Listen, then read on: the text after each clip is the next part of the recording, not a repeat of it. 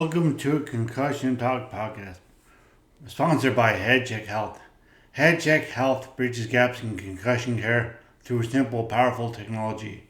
Join organizations like the Canadian Football League, Shark Factory Racing, the Canadian Junior Hockey League, Eastern Washington University, and Volleyball Canada, who rely on HeadCheck to improve communication and optimize care. Visit headcheckhealth.com for more. June is Brain Injury Awareness Month in Canada, and so throughout June, this podcast will be hosted by Cassandra and Miriam of my local Brain Injury Association, the Newfoundland Labrador Brain Injury Association, NLBIA. So in today's episode, myself and my co-host Miriam, who you may remember from last year, are speaking with Jennifer, who's on Zoom, Nick, Kerilee, and Erica. With episode 157, you said? Yeah, 157. I don't even know if we did. I'm thinking I've tried to weigh it on the though. I can't hear myself really. Yeah, no one can say you, Jennifer, so don't worry about it. It's all good. We can all hear you though. That's Not too great. bad. We can't have Nope. Jennifer on. No, well, she's on, but she's on Zoom. I don't know if we will. Don't worry about it. We don't need to see me today. We will see you, yeah, because it goes. That's great. Yeah, so those everybody. So look at us. We're great. We're awesome. So what are we here to talk about today, Nick? Just brain injury in general. So we're gonna start off with the acronyms. Should we start off with who has what? I think this all came about because one day we were around the table and we were just all throwing out like different acronyms and talking about it. And we're like, you know what? We should kind of put this out there for people to hear. That's good. So then we kind of arranged to sit down and have more of an informal chat about some of the acronyms that we were talking about. Myself, I'll start. One of the acronyms that I presented that day was an AVM, and that's what caused my stroke. So an AVM is an arteriovenous malformation. It's a cluster of blood vessels that lay inside the brain, and with high pressure, it can rupture. The vessels often have weak walls. And for me, I was at the gym, and that high pressure caused that AVM to rupture. So then that was deemed a hemorrhagic stroke.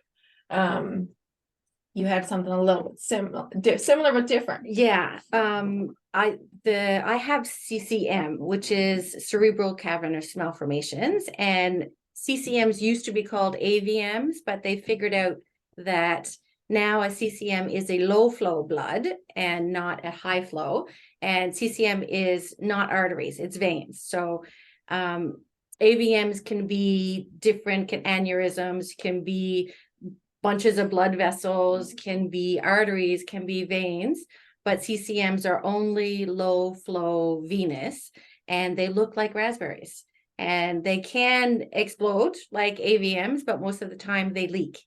So people with CCMs, like Joyner, the runner, that's what she passed away from. Hers actually was very large, and she had a very large, and it was because of running as well. Shaggy Yes. Yeah. Well, yeah. And so CCM is hard to see. You can't really see them until you do a special MRI. And lots of times you go and you're talking to your doctor and you ask for an MRI, but if you go and have a regular MRI that most people have, you won't necessarily pick up a CCM. You'll pick up an AVM or a DVA, which is a deep vein DVT, deep vein thrombosis. DVA is very similar, but DVA is associated with CCM most of the time. So all these little letters, basically, AVM, CCM, DVT, DVA, it's all about blood vessels in the brain. And so you were talking about the CCM as low blood flow. Yeah. But it's more likely becoming a stroke because of a hemorrhagic, or can the low blood flow create an ischemic stroke? No, not necessarily. Right. No. It's more so like it's hemorrhagic all the time. Yeah. And what's the difference between hemorrhagic and ischemic? Hemorrhagic is like when you have a rupture or bleed into the brain, Whereas an ischemic, it's like a blockage, something that's going to stop the blood flow into the brain. So then the blood flow into the brain being stops oxygen from getting into the brain. And a hemorrhagic is an excess amount of blood that bleeds into the brain. Causes your brain to swell, which is not a good thing. Ischemic accounts for like 80-85% of most strokes. So most people have ischemic strokes. They're a lot harder to recover from, because once you lose that oxygen into the brain, your cells die. Whereas with a hemorrhagic stroke, it's not a lack of oxygen. It's kind of just like a bleed into the brain that causes pressure against a lot of the brain tissue. But once the body absorbs that, you have a better chance of recovering after a hemorrhagic stroke. Right. The only thing about a hemorrhagic stroke is you can be stroking for a very long time before you actually have really severe symptoms. Ischemic stroke, when you have a blockage, you know it right away. And that's maybe a good time to talk about fast. Ischemic, Jennifer, that was ischemic stroke. Yeah, mine was ischemic. So I dissected both vertebral arteries in the back of my neck through some form of whiplash, and then one of the two clotted arteries over the course of about 2.5 weeks moved up to my cerebellum and had a cerebellar stroke. So I've learned a lot today on the different types. What's happened to my brain with regards to tissue. Yeah, so that's what happened with me. And the acronym you want to share with us? I don't have any acronyms. Come on. Acronyms are not my friend. Not my friend. So I don't know where this fits in the acquired versus traumatic brain injury. I think we were talking about this before the recording started. But yeah, had a accident, hurt my neck. The neck injury then caused the stroke. So what would that be in our definition of acquired brain injury? I think it's more of an acquired. It's strokes are not considered a traumatic brain injury. Okay. Yeah. From my understanding, it was definitely like a bit of a gray area in physio school. I remember thinking like, does this really make sense to me? I'm not sure. But what I was saying, it was like, where is it that I lie? Because an acquired is an event after birth, an acquired brain injury. So an AVM was something I was told I was born with, but obviously it rupturing happened after birth. So I was like, I'm really confused about where I lie. Does it matter that I was born with it, or is it just labeled like a stroke is an acquired? So yeah, it seems like there's a lot of gray area on the topic. And I kind of found the whole. I had acquired brain injury, traumatic brain. Every traumatic brain injury is acquired brain injury, but every acquired brain injury is not necessarily traumatic brain injury. Right. And I had a traumatic brain injury, so I just, very simply, I just hit with my head. So with my helmet, to make that point there, with the helmet on, but the helmet worked, but it didn't prevent the coma. But it did work, or otherwise I'd be dead. So mine's just TBI, which is my acronym of choice. It's just yeah. Sometimes you'll see like MTBI, so that's mild traumatic. Right. Yes, and mine's S. I was to write down STI because that's what I saw on the medical reports, but STI is not well used or recognized, or just like MTBI is mild, even though it could be moderate, you'd think, but uppercase M for moderate, I guess lowercase m for mild, which is concussion.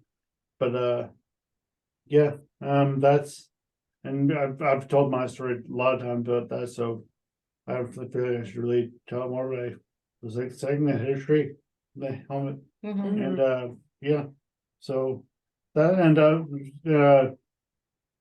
looking at the question, Jennifer. I did have a question.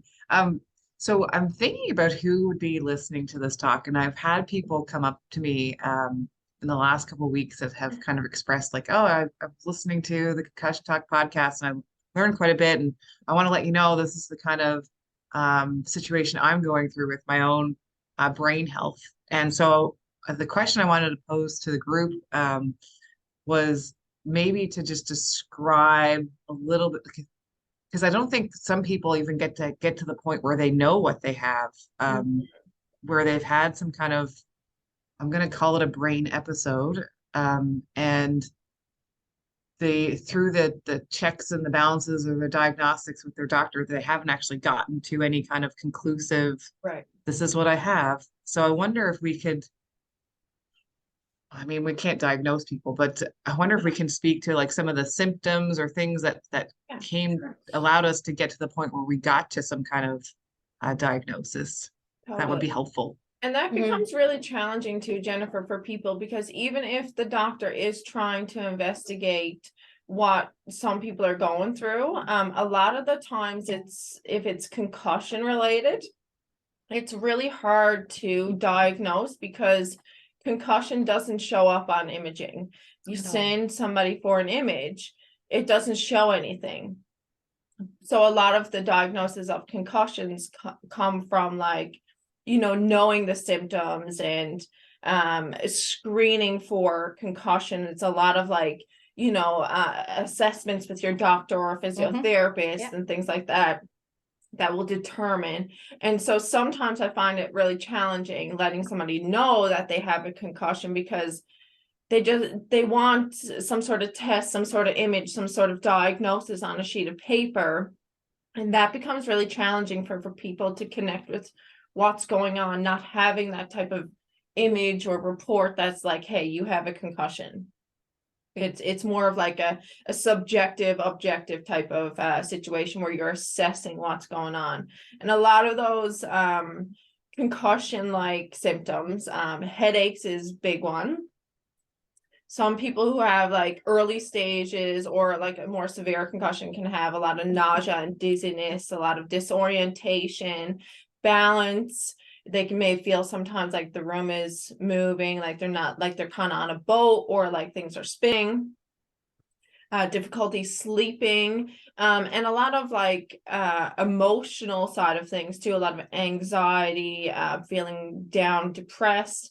And I always tell people who are patients of mine that that's not your fault. And the reason being is because your brain is sitting in fluid. And so when you have a whiplash effect, and what I mean by that, your head having a fast, abrupt movement forward and back, that doesn't mean you have to hit your head to get a concussion. It just needs to move quickly forward and back. And so what happens if you think about, I always say, if you think about like something like a boat in water and the water's moving, the same thing is going to happen to your brain. It's going to slosh back and forth inside your skull. And what happens is you hit the front and then you hit the back. And at the front of the brain is your frontal lobe, which is a lot of your emotional center. So when the brain hits the front of the skull, that's where you get a lot of those emotional anxiety, feeling down and depressed type of symptoms. It's not your fault. That's what happened.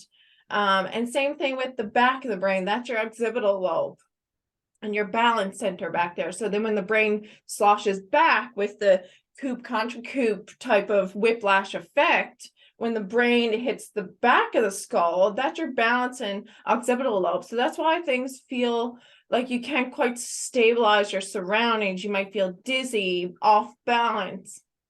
That's because of the two locations of the brain that was hit from your skull. Like the impact, it's almost like a bruise type of impact. And then the axons, because you're going forward so quickly, the axons in the brain, they shear. And you lose that type of signals that are trying to flow in those areas of the brain. I don't know if that makes sense, if I explain it in as layman terms as possible. But yeah, that's why you get a lot of those symptoms in the front and the back of the brain. Now, again, you would think that when you hit those parts of the brain, it would show up in an image, but you don't, because those axons that are in the brain are so small and you don't see those in MRIs and CTs. that when they shear, you can't see that sheared axon. So doing a lot of like specific exercises for concussion and following a lot of the concussion protocol and guidelines really help to allow your brain to rebuild those pathways and reconnect those signals in those areas of the brain. I don't know. Doctors are much more That's right. aware now. Yeah. Back in the day, you got hit in the head. Yeah. And everyone just told you, yeah, okay, you saw stars, go on with your life. Doesn't matter, continue. They didn't really realize how serious a concussion could be. Totally. Yeah. So now, no, go ahead, Nick. Especially when there's a lot, even smaller, Jennifer, look like your head struggling to hear me. No, I'm just leaning in. Once I Leaning in. was leaning, Good. I was leaning back too much, it's fun to lean back in my chair. But when you like, if there's a lot, you get a lot of either concussions or subconcussive blows, like you get like like Jennifer's talking about the axon tearing, sheathing, and so you can get that, but you can't get that much with subconcussive is because that's apparently the technical difference, even though they can't see it, but it's a technical difference. Yeah. But there's like the myelin, there's the release of this tau protein, Yeah. it's the whole thing, tau protein, CT, Uh-huh. but you can get like that. You really the same thing as late onset dementia, which is like Alzheimer's. Well, it's not like Alzheimer's, it's different, but it's just lead similar type of things people think about. But that can lead to some, if you get these mini hits, you can lead to buildup of tau, which replaces the myelin, which is protects your axons, Mhm. and that can lead to autism when you're older, when you're young, and that happens, you're like in your teens or 20s. That happens, you're thinking, oh well, it doesn't matter, I'll be dead by the time I'm 40, Right. But the thing is, I need to be getting older, you realize, because I have a long life ahead of me, and Yeah. and to be like just not feeling not this way when I'm 70 or 60 or if I say 50 or 40, you're like, you just realize that it's just that you really protect your brain and protect your wherewithal to really know what's going on, to really understand what's going on. And so yeah, so I interrupted Kerilee there. But No, Kerilee it's all was- good, Nick. And I like that you're talking about like neuroplasticity because Yeah. that's really what makes a difference. We've got June month out there, and anybody who's coming into new brain injury or living with brain injury, we're out there to be able to help people, to inform people, to see if we can make connections for them, that kind of thing. But people with brain injury, whether it be congenital at birth or Mhm. traumatic or acquired, it is something that you have to think about with aging, because Mhm. your brain really is working overtime more than the general population anyway, because you've got to make new pathways for your brain to function on a daily basis. And those injuries people don't see. Mhm. So you're living them, you're feeling them, Yeah. you're working, you're doing your everyday thing. And it's not like a broken arm where people can actually see that you are not capable of picking up your coffee because your arm is broken or your wrist is broken. Totally.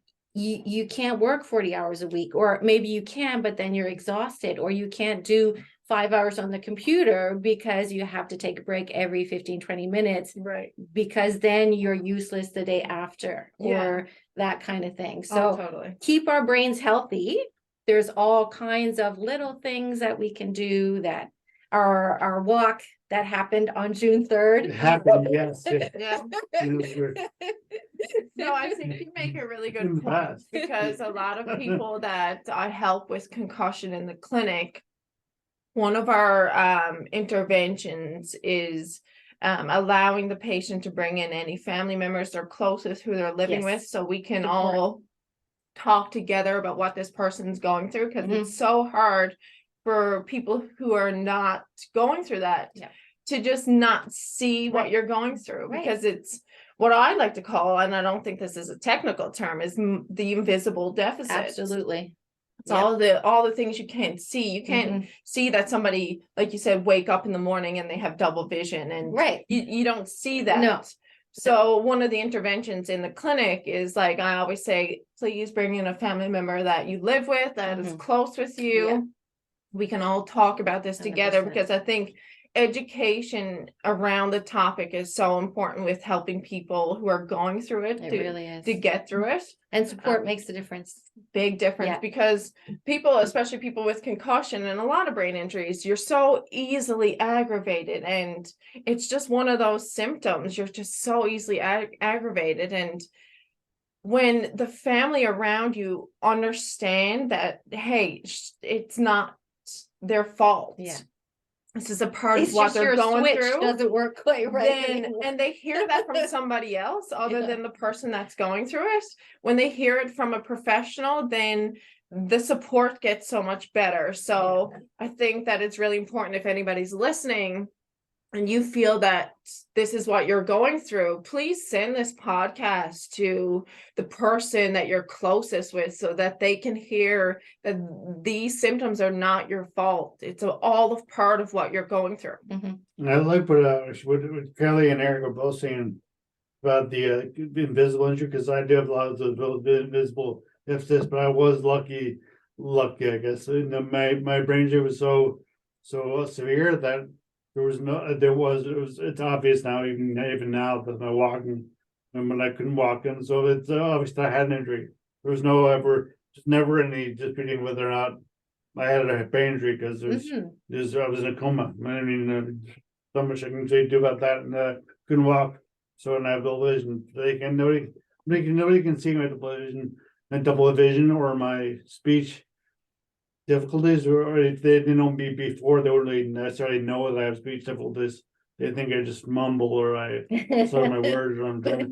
It doesn't stop you, Nick. It's all good. Exactly. It does die now. But, yeah, but so it feels weird to say it, but I'm kind of lucky that I was really injured. That it was apparent that when I was the toughest time, when I was going through a lot of stuff. But boy, I still am. But when I went through a lot more intense, what's the word I'm looking for? I forget the word I'm looking for, but I guess intense will do. That's another thing, forgetting words, having a conversation. In Oh the my middle of the goodness. conversation, you're going, Oh I was yeah, gonna say something and I know what I'm gonna say, but what's the word that I'm gonna say? Yeah. yeah, Yeah. totally.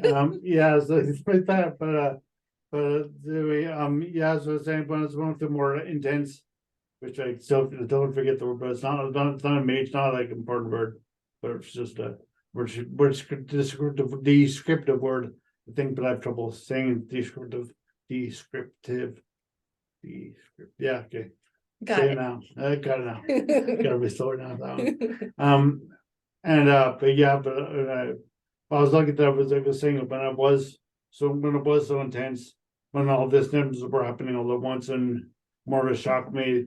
There was never any doubt that I had a brain injury, so that I got support that way. But yeah, Sure. like Eric was saying, like, it's good to have support for people who may have symptoms that are not necessarily can't see, or the double vision, or hearing, or sensitivity to light, or speech. Uh-huh. And people can't see that unless they're inside your head, which hopefully they're not. So I think it's like you're saying, it's good to have somebody there to understand that you're going through this, and that's normal. So this normal after an injury. New or normal. event. New Yeah, normal. yeah. And I think it can go both ways when we say that, there's a lot of invisible symptoms that people don't see. So that means they don't understand. But oftentimes, like you said, in the early stages, when things might be a lot more acute and more pronounced, it's so easy too for the general public to look at you and be like, oh, they have a physical deficit, and sometimes then treat you like you have a cognitive deficit. True. For instance, when I first had my stroke, and I know I may have said this before, I started in a wheelchair, went to a walker, but the stages of being in a wheelchair, specifically with a walker, I found that when people visually saw me with a walker, they assumed I had a cognitive deficit as well. Yeah, I I hate am my the same walker thing. so much for Yeah. that. And same then reason. they would kind of like baby talk to me, Yeah. as if I couldn't understand. And that was also very emotionally hard as well. Just because I had these physical deficits, I didn't like that the assumption was there that I had a lot of the cognitive deficits as well that went along with it. So it's so easy when you don't go through these things to make a lot of the assumptions based on, okay, well, based on how they look and how they present themselves. That's why education is so important. Getting it out there, letting people know that the new normal is all good and everybody's new normal is different. And we all have to really just not give up and keep going forward. And, you know, walking or swimming or sitting out in the sun or learning or doing a crossword or just something to keep your brain healthy is really, really important. And I found, for me, I lost my bank of my dictionary, my personal dictionary of words. I went through speech therapy, and you know, I had to rebuild a lot of that bank. But I still stumble on a lot of words that I know the meaning. I'm like, what is that word? I know this. I've said this before, can't find it. But I've rebuilt a lot of my terminology simply through just reading. And once it's re-implanted, I can go back and get it. And I noticed when I started reading, then all those words were rebuilding again, because I never had to look up the meaning of a word. I always like knew. a little light. The meanings are always still there. It's like I just can't find what that word is. Like, what is that word that attaches to that meaning? So when I was reading, I never really had to look up and be like, what does that word mean? It's just like, it's like, oh, that's the word I was looking for 3 weeks ago. You know, and then it's restored and it's there now. I know it. So it's just kind of restoring that information. And I know that's how it worked for me. So anybody who feels like they've lost a lot of their words, I would recommend picking up reading. It's just really good for a lot of brain injury, for like your eyes to follow the page, for you to be thinking about, you know, what is it the page is saying, to rebuild your bank of words. And oftentimes, if you find reading overwhelming, just bring the level of the book down. Sometimes I've gone back to like what would have been primary school reading, very simple terms and words to use, and then build up from there. Like, there's no shame in rebuilding your bank of words and your ability to read. If you're overwhelmed with reading, bring the level down, and that will rebuild quite quickly after. You also have, like, I can't read because of double vision and issues with focus as well, and being able to concentrate on a task for a certain amount of time. So the whole reading thing, I love the idea, but I listen to audiobooks. Right. So I can't multitask as well, but I'll put in earphones and I'll listen to audiobooks maybe for 20 minutes, half an hour. And I might have to listen to that same part of the book a few times to actually get it.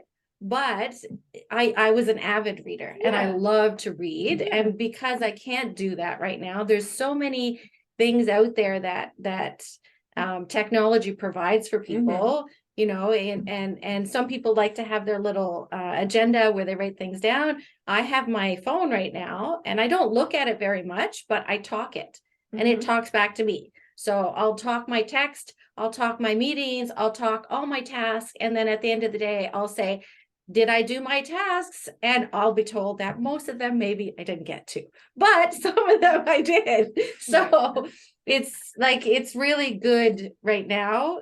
Well, it's not good to have a brain injury, but in the world we're in right now, to have a brain injury right now, there's a lot of things out there that people can use, people can do. And Until the machines take us this thing over. The talk to text.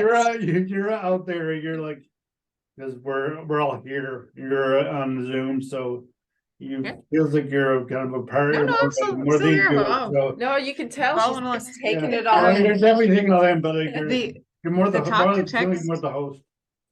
Oh, sorry. The talk to text, Kerilee, that you're mentioning was a game changer for me. I haven't quite figured out how to use it effectively, but most times when I text, well, before like my left side is just kind of you showed me that. You showed me that. Yeah, so I swipe to text, and when you talk about that irritation that happens, like I find that my brain or like my thought patterns are moving faster than I can actually convey a text message. And that's how everyone wants to receive information now. It's through text. So yeah, that's certainly been a game changer for me because I have reverted back to just wanting to call everyone, which is like such a like this is not the way the world works. It You don't is call good people though. anymore. Calling is good. Yeah. No, But like it allows you to just get the information out really quickly. So I think that's part of like it, the talk to text allows you to like avoid possible frustration points. You know what I mean? Like totally. I feel that too because like I even still have some like dexterity, fine motor problems with my left hand, and I find like to text, it just takes me so long to do it. And yeah, I find I do a lot of it with my right hand, but I'm trying to avoid favoring my right, and so I still try to use it when I do text. But it seems like I've kind of just like stopped texting, and like I'll call, or like my friends would be like, Erica, like you don't text me anymore, or and I'm just like, it's not that I don't want to, I care about you. It's just like it's a frustrating part of my day. It takes so much longer. Yeah, it does. Yeah. I don't know how much we're doing for time, but one of the things that you were talking about was bringing back like words into your life. And I think one of the things that has been really hard, and maybe we can talk about it, is bringing back exercise into one's life. Because I know that you'll likely have all kinds of great things about what exercise does for brain health. But that's been probably one of the biggest challenges for me. Like big time, because like there's so much anxiety and trying to find the right people to understand your problems enough that like to go with you on things. I don't even know how to explain it. What type of exercise would have typically done? So I was into running, and I've foregone that entirely. The same you had a walk last year, and that walk heavily impacted my mental health in a positive way, to the point where I would attribute it to me being here talking to you now, because I was just very in a funky mental state. But they encouraged you in their walk to walk for 30 minutes a day for the month of July. And so that was huge. It's allowed me to think about other physical activities I could do that's not running. I haven't been told that I can't run, but it's just it gives me anxiety, so much anxiety. Like our walk on Saturday was great. It was great. It was awesome. What a day, dude. It was so sunny.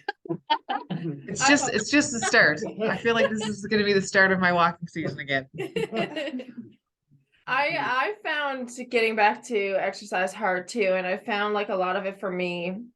Yes, there were physical barriers, but I think I had a lot more like emotional barriers. Like I said before, I was a dancer and I would go to the gym and stuff like that. And I always told myself, well, if I can't do it the way I did before, or I'm not as good at it like I was before, then I'm not even going to try.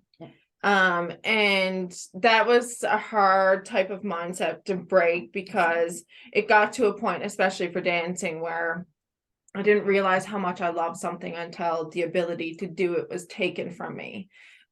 So then I was like, okay, well, why am I being like this? Like, I'm sure I could do something. So I started back by doing like small portions of the class. And then I started to realize, even doing small portions of the class, say the first 15-20 minutes, I started to realize, oh my God, like this is actually helping me. Now I can do 30 minutes. Now I can do 45 minutes. And like, those small wins were allowing me to realize I think I can get back to doing what I used to do. But I'm not going to unless I try. And I had to accept that I'm going to be okay with just trying a small bit. I had to kind of bite or swallow my pride with wanting to be what I used to be now. but the only way I'm going to get there is if by making small steps. And so that's how I started back. And I can't say I'm back to doing the exercises and the activities that I did previously 100%, but I do think I'm at least back to like 70%. But trying, when I first started to try, I would have probably said I started at like 10% of what I used to do. And I just had to build it from there. Honestly, doing that taught me a lot about patience, how to deal with my frustrations, and so it was more positive than I realized, trying small steps. It allowed me to cope with a lot of the things that I was dealing with anyway on a daily basis, and helping me get back to what would have been my goal. That's great. And Yeah. that's where support comes in too. Yeah. Because the funk that you talked about, I'm sure everybody has experienced it.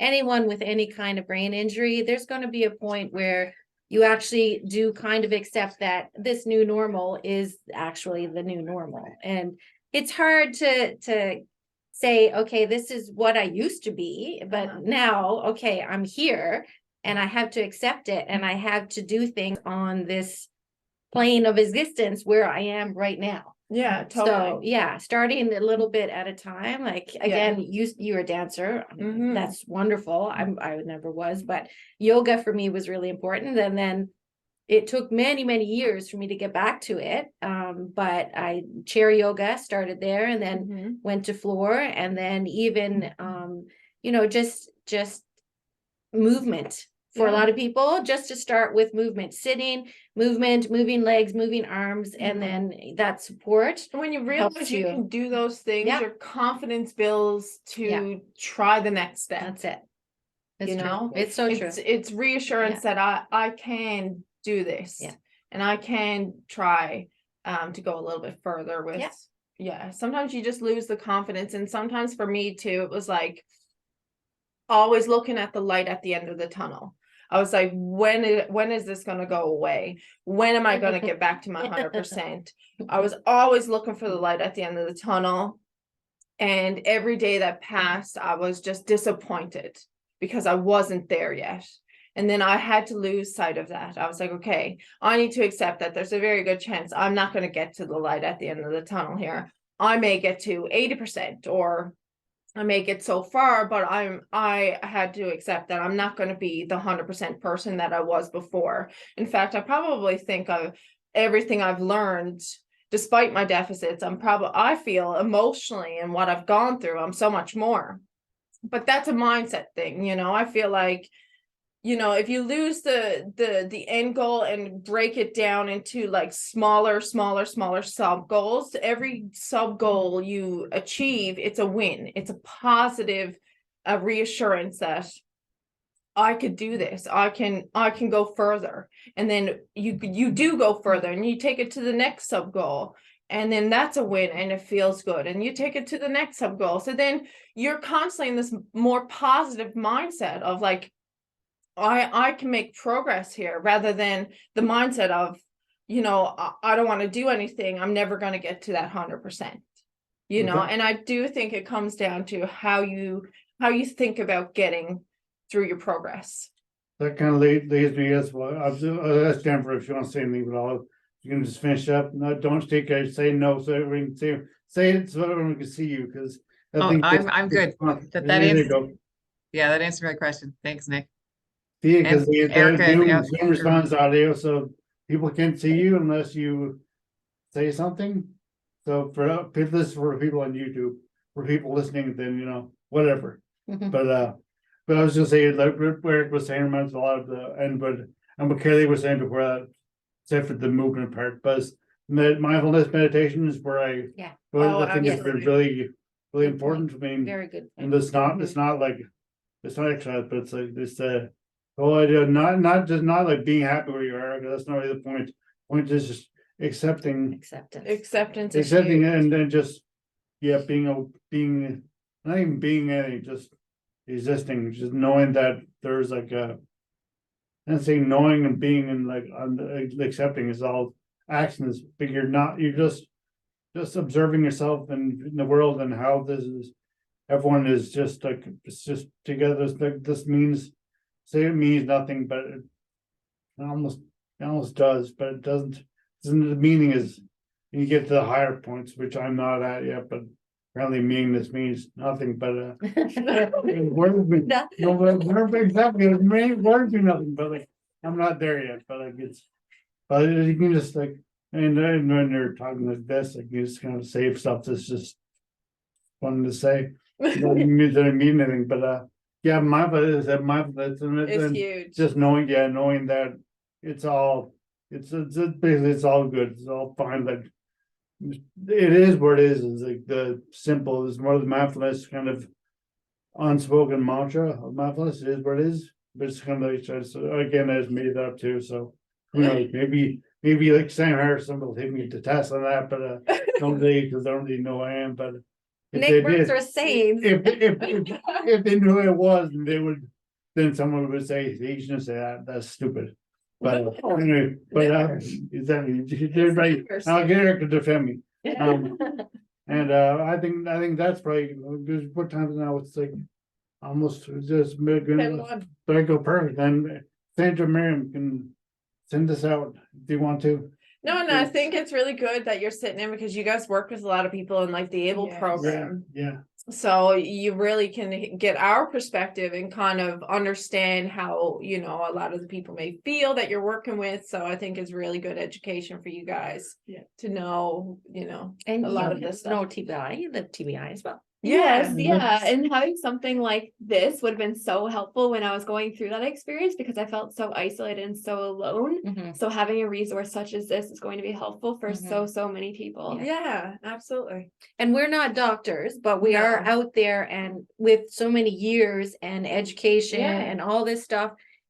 There's a lot of things that we kind of picked up on and learned along the way that we can share with other people that they can then bring to their medical professional Right. and say, okay, you know, this is what is going on. Because again, like I met someone with an aneurysm and they had no idea where exactly it was in their brain, what size it was, what kind of aneurysm it was. And because they didn't ask those questions, they obviously weren't told. Yeah. But Sometimes you just don't know what to ask. Right, exactly. Right? You can't articulate exactly what you're trying to get answers Yeah. to if you don't know what type of questions to ask. Yeah. So yeah, the NLBIA are out there. Yeah. And that's Miriam and Cassandra and all of us board members. But Miriam, Cassandra, you just want to just put us up, send us out, and then Jennifer say bye or something so people on YouTube can see you again. Sure. Well, I wanted to thank everyone for letting me join in on this conversation. I've learned a lot, so I'm sure that our audience will have learned a lot as well. So thanks, everyone. Yeah. Thank Thanks you. for joining Thank us. Yes, and good luck in your class. But Thanks. and for Miriam and Cassandra. go. Yeah, so like Kerilee was saying, the NLBIA is here. So if anyone wants to reach out, please feel free to do so. You can email us at info@nlbia.ca. You can find us online at www.nlbia.ca, or you can follow us on social media. We're NL Brain Injury Association on Facebook, as well as at NL Brain Injury Association on Instagram. Great. All right. Well, I think that's it.